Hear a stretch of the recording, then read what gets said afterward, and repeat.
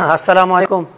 زه زما نوم اسد دی او د شیدو اوسېدونکی یم. محله شینباغ دا محله ده. بیګا چې دی لکه شپه کې دا کیس شو، نن لکه سهار مونږ ته دا پته ولګېده چې زمونږ کور هم غلا شوي ده او داسې مونږ سره محله کې 15-16 کوره دي. باقاعده زه درته نومونه علمه ای ما سره لاړل او باقاعده چې کوم دی هغه ما سره لړل، هلته بیان ورکړو. هغې کې ما سره دا حفیظ و زوما ارسلان را سره ولد بنارس جی او جی او اسد ولد سلطان بادر او حفیظ ولد افسر بادر دا زمونږ باقاعده ته رپورټ درج شوی دی او باقاعده په دې دا چې کوم دا کورونه دي دا یو لیکل کېدي لکه مطلب چې یو سایډ نه یو سایډ کالې راوړو دلته تر دې زمونږ ډېرې پورې کسان راتلی شي لکه شپه پوره ټایم دا واردات په یو شپه کې شوي په یو شپه کې شوي دي. تاسو نه څه وړي جی مونږ نه چې دی نو 2.5 تولې کالې لاړ دی، دې سره څه ګوتمې مطمئن دي، هغې حساب نشته او نغد هم لاړې دي. جی هلته مو چې کوم دی 50,000 ولیږلې. بهرحال چې کور ته رالو وار څه مو کتل نو دا نږدې ډېره ده. تقریبا 10,000 روپۍ چې کوم دی نو ما نه دغه شوي دي او دا پیسې او دغه خو زمونږ د بېعزتي ډېره زیاته بېعزتي شوي ده. پرون باقاعده به مونږ په کمرو کې باندې چې کوم دی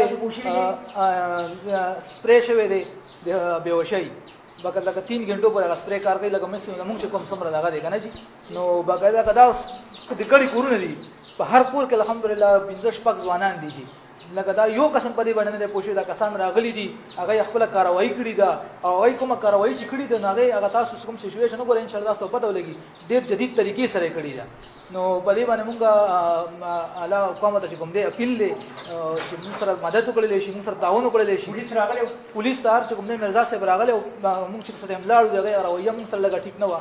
بیا الحمدلله هغه رویه مونږ سره ډېره صحیح شوه، هغې خبرې مو خو وکړلی شوې او بیا لکه مونږ چې رپورټ درج کړو نو هغه ټایم هغې رویه لغونته مناسب نه وسخت. او دې نه مخکې دې شپې نه علاوه نور څه وارداتونه شوي دلته؟ دې نه مخکې چې کوم دی هغه کوده شینباغ نمبر 2 کې چې کوم دی واردات شوی دی لکه دا شینباغ نمبر 1 دی او شینباغ نمبر 2 دی. هغې کې څه شوي؟ په هغې کې هم دغه چې کوم دی نو دا د چورې ډکېتې دا یو دغه شوی دی که نه جي.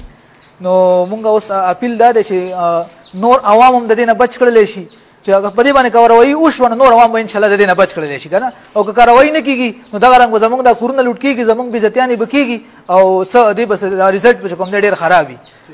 دا یې لرې کړي، دا یې باقاعده دلته کټ کړي حتی تر دې پورې چې زما دا وراره بیمار و هغه سره چې کوم کیک او کوم بسکټ او کوم ډرنکس پاتې وو هغه یې راوړي دا یې هم دلته کیسکلي غورځولي او دا یې دې کې نقدي وه.